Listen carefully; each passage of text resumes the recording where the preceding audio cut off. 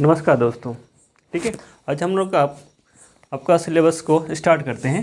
पहला हम लोग इंग्लिश ग्रामर को ग्रुप में स्टार्ट करते हैं। ठीक है, पहले हम लोग ये जानना होगा कि इंग्लिश ग्रामर आपका स्टार्ट करने से पहले हम लोग कुछ बेसिक नीड की ज़रूरत पड़ेगा। आप जब तक पूरा बिगिनर है तो आपके लिए ज़रूरत क्या क्या है और जानने के लिए भी आवश्यक है कि कुछ चीज़ों का आपको नॉलेज होना ज़रूरत है। जैसे कि basic needs before starting English grammar. आपको इंग्लिश ग्रामर स्टार्ट करने से पहले कुछ चीज़ की ज़रूरत है, पहले उसके बारे में बात करते हैं। Know about subject. आपको सब्जेक्ट के बारे में पता होना चाहिए कि सब्जेक्ट क्या है, क्या बताना चाहता है। जैसे कि इसमें हम लोग जानेंगे आई क्या है, वी क्या है, दे क्या है, ये कौन सा पर्सन में रहता है, first person, single, second person, third person, singular है या प्लूरल ग्रुप में है, इसके बारे में भी जानेंगे। नेक्स्ट आपको ऑब्जेक्ट के बारे में भी आपको पता होना चाहिए। ठीक है, ऑब्जेक्टिव वो आपको क्या चीज़ दिखाना चाहता है, इसके बारे में आपको नॉलेज होना चाहिए। Know about helping verb. आपको हेल्पिंग वर्ब के बारे में पता होना चाहिए। हेल्पिंग वर्ब जो जनरल रूप में आप देखना चाहोगे, जैसे कि आप जानते ही हो, is, am, are, was, were, will be और शैल बी। ओके, आपका हैज़, हैव भी आपको यूज़ होता है। ठीक है, हैड भी यूज़ होता है, तो ये आपको पता होना चाहिए कब कहाँ यूज़ होगा। ठीक है, नेक्स्ट आपका मस्ट लर्न वर्ब्स फॉर्म। आपको ये वो लर्न करना ही होगा, इसके अलावा आपका कोई ऑप्शन नहीं है कि आप इंग्लिश ग्रामर कर लीजिएगा। आपको समझ भी आएगा, लेकिन आपको जो किसी चीज़ का मीनिंग आपको जो नहीं आएगा तो आप उसको आगे कर ही नहीं सकते। सिंपल वर्ड में आपको केट में बोलूँ, केट का मतलब आपको पता है बिल्ली होता है। अब बिल्ली का इमेज आपको, जैसे हम बोलेंगे केट मतलब बिल्ली, बिल्ली का इमेज आपका छप गया। कैसे छप गया कि एक केट है, ऐसा करके मुंह रहेगा, ओके, दाढ़ी रहेगा, बड़ा बड़ा आँख रहेगा, ऐसा रहेगा, यहाँ पे आपको बाल रहेगा, समझ लीजिए कि केट है। ओके, मैं बहुत अच्छा तो ड्राइंग में नहीं हूँ, बट समझ लीजिए। ओके, जैसे मैं कुछ बोले, आपका राम का एग्जाम्पल लेता हूँ। यदि राम में बोला तो आप समझ लीजिए राम किस तरह से आपको दिखता है। मान लीजिए इस तरह से आपको दिखता होगा। ठीक है, तो उससे पर आपको इमेज का फॉर्मेशन आपका आता है। तब वर्ब्स फॉर्म जो भी करते हैं, मतलब एक क्रिया के बारे में बताता है, हम लोग उसके बारे में डिटेलिंग करेंगे। ठीक है, लेकिन इतना पता होना चाहिए, आपको किसी बुक में ले लीजिए, ठीक है, वर्ब्स फॉर्म मिल जाएगा आपको। करीबन आपको वर्ब 1, वर्ब 2 और वर्ब 3 आपको मस्ट लर्न होना चाहिए। करीबन हम ये नहीं बोलता हूँ, तो आपको 100 वर्ब्स फॉर्म तो आपको लर्न होना चाहिए। इसके बिना आप इंग्लिश स्टार्ट नहीं कर सकते। इसके बाद आपको नो अबाउट स्ट्रक्चर फॉर्मेशन। आपको स्ट्रक्चर के बारे में बहुत अच्छा नॉलेज होना चाहिए कि आपको ये पता होना चाहिए कि सब्जेक्ट कहाँ बैठता है, हेल्पिंग वर्ब कहाँ बैठता है, मेन वर्ब कहाँ बैठता है, ऑब्जेक्ट कहाँ बैठता है, इसके बारे में आपको नॉलेज होना चाहिए। और इसके बारे में हम लोग डिटेलिंग जानते हैं। ओके, और हम लोग ये भी जानते हैं कि सब्जेक्ट क्या दिखाता है, ऑब्जेक्ट क्या देखते हैं, हेल्पिंग वर्ब क्या देखते हैं। वर्ब्स फॉर्म आपको ये क्या पर निर्भर करता है कि आप कितना लर्न कर सकते हैं। जितना ज़्यादा आप लर्न कीजिएगा वो आपके लिए हेल्पफुल होगा। ओके, और नो अबाउट आपको मैं स्ट्रक्चर के बारे में आज ही बताता हूँ। ठीक है, चलिए शुरू करते हैं आगे तरफ।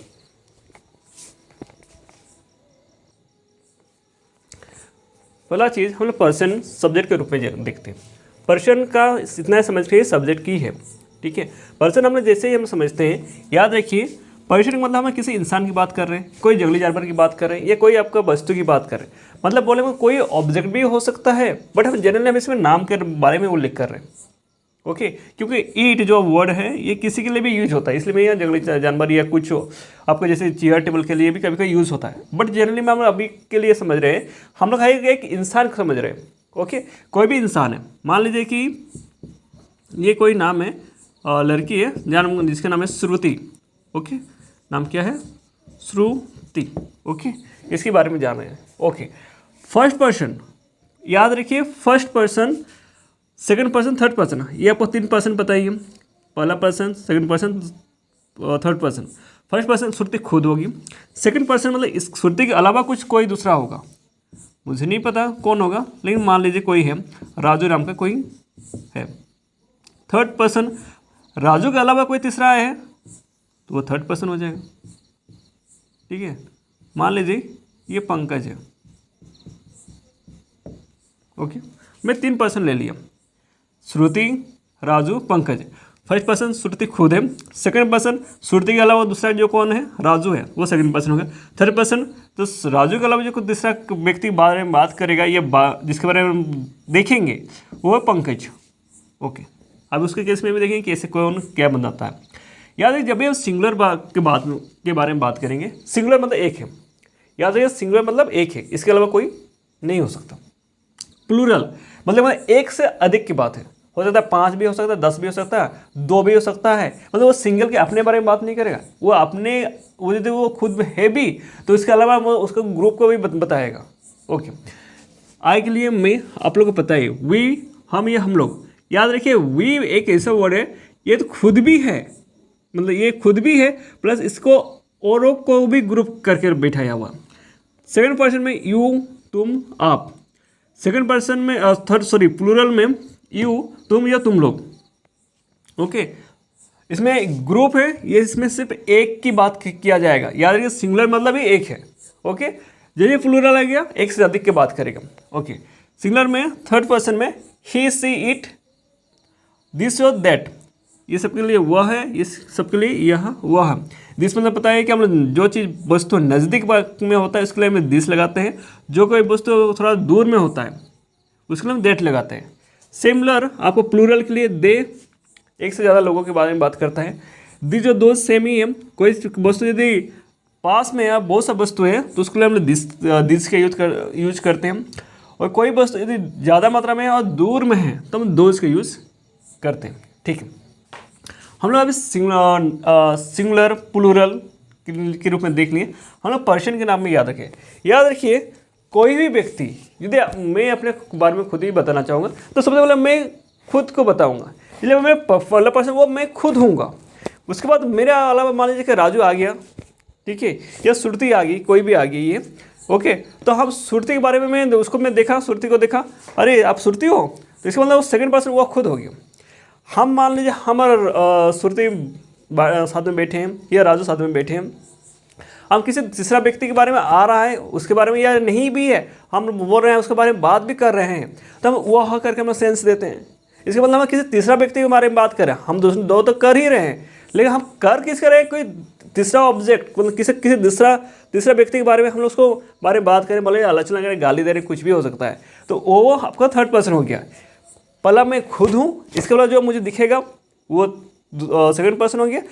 सेकंड के बाद जो तीसरा किसी बारे में बात कर रही है, कोई आ रहा है, जो भी है, अगर सामने भी हो सकता है तो आपको तीसरा व्यक्ति है। तो हम याद रखिए पहला मैं, उसके बाद कोई दूसरा, उसके बाद कोई तीसरा, जो आपको तीसरा व्यक्ति में देखते हो वो आपको थर्ड पर्सन हो गया।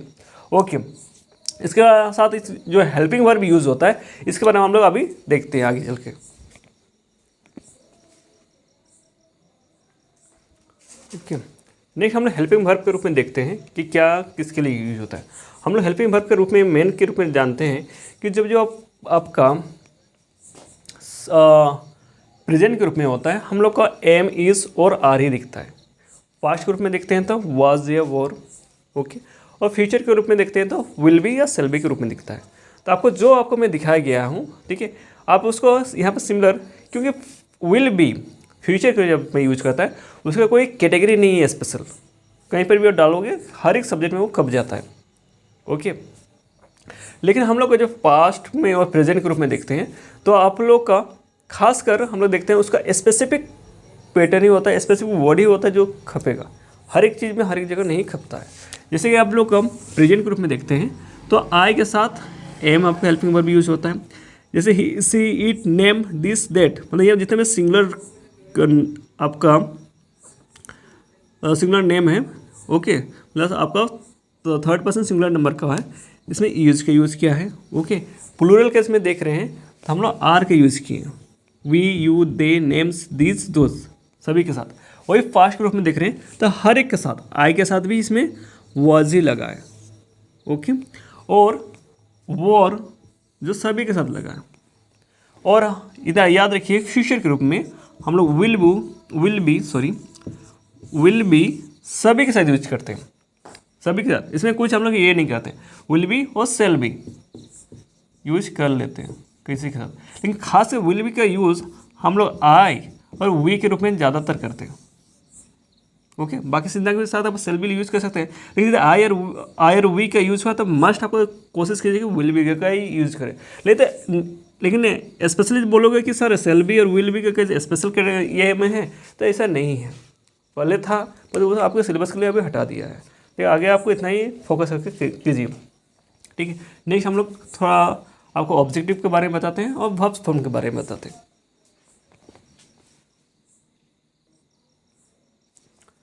नेक्स्ट हम लोग का वर्ब फॉर्म के बारे में जानते हैं। हम लोग बचपन से ये पढ़ के आ रहे हैं, इसमें कोई आपको दोहराया नहीं है, लेकिन हम लोग कभी समझने की कोशिश नहीं करते। वर्ब फॉर्म होता क्या है? किसी चीज़ को कार्य का होना या अवस्था के बारे में जो बताता है ये वर्ब फॉर्म है। बोलिंग मतलब कोई कुछ काम करते हो, अब एक तो दिखता है, आप जैसे कोई फव्वारा चला रहे हो, कुदाली मार रहे हो, किसी को पीट रहे हो ठपाक ठपाक, ठीक है, किसी से गाली दे रहे हो, वो नज़र आता है, बट वो हम लोग को नज़र आ जाता है, इसलिए हम बोलते हैं जैसे वो काम हो रहा है। मतलब वर्ब फॉर्म का सिंपल याद रखिए कि कार्य कर रहा है।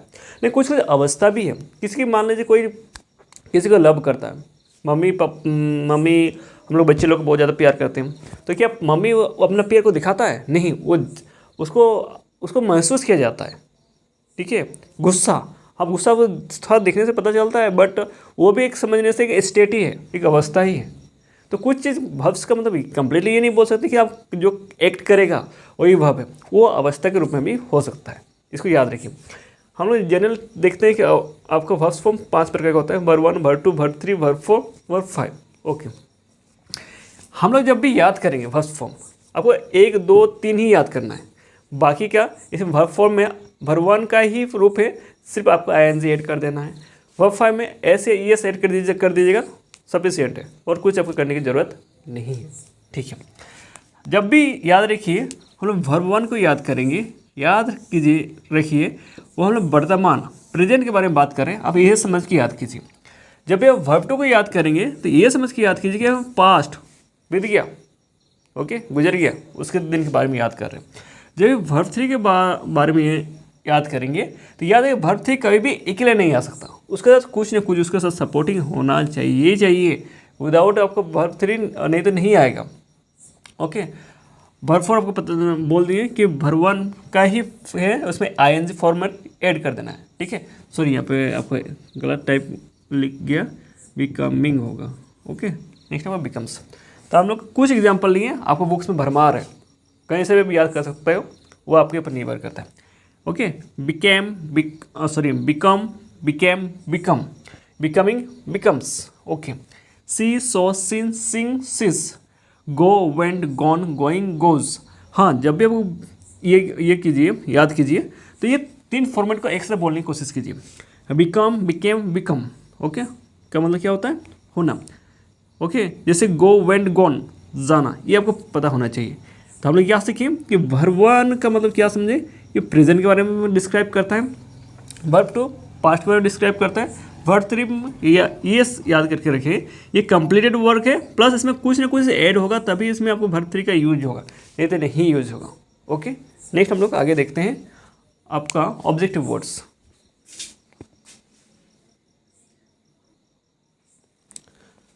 नेक्स्ट आपको ऑब्जेक्टिव वर्ड्स का इतना ही याद रखिए, ऑब्जेक्टिव वर्ड्स आपको स्पेशल समझिएगा तो ये किसी चीज़ का क्वालिटी को डिस्क्राइब करता है। ओके, उतना ही याद रखिए। अभी बोले क्वालिटी क्या है सर? क्वालिटी आप कुछ भी हो सकता है, जो भी चीज़ को आपको दिखाना चाहते हो। कोई मान लीजिए बहुत ज़्यादा गोरी है, बहुत ज़्यादा काला है, मोटा है, भैंस जैसा, तो समझ लो आप क्वालिटी की बात कर रहे हो। ओके, तो जैसे पॉपर, ओके, जो कंगाल है, बिजी है, व्यस्त है, माइजर कंजूस है, सेड उदास है, क्लेवर जो चालाक है। तो बोलने मतलब किसी भी पर्सन का या आप जो क्वालिटी को डिस्क्राइब करना चाहोगे तो ऑब्जेक्ट एक वर्ड्स है। ओके, ये कहीं पर आपको लगता भी है, कहीं कहीं नहीं भी लगता है। हम लोग को हर एक जगह बोलेंगे कि ऑब्जेक्ट घुसेरे दो, नहीं, ये नहीं, ऐसा नहीं होता है। ओके, चलिए अभी हम लोग स्ट्रक्चर को कैसे फॉर्मेट को सजाते हैं उसके बारे में जानते हैं। ओके, और एक दो एग्जाम्पल भी देखते हैं।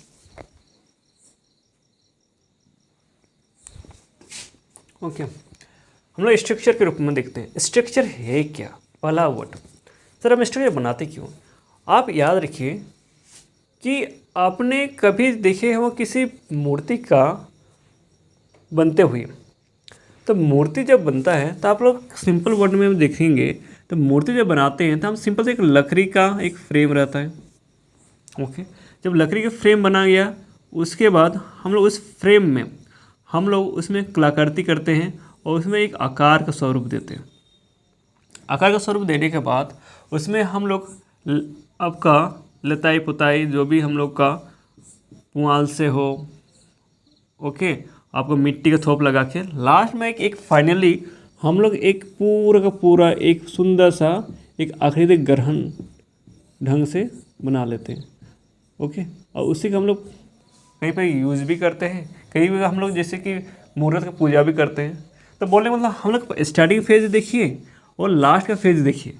बोलने का मतलब है कि ये स्ट्रक्चर वही काम करता है, एक ढांचा के रूप में देता है ताकि आपको उसको सजाने में स्टेप बाय स्टेप हेल्प हो सके। ओके, तो किसी भी सेंटेंस को बनाने के लिए हम लोग सबसे पहले सब्जेक्ट का यूज़ करते हैं।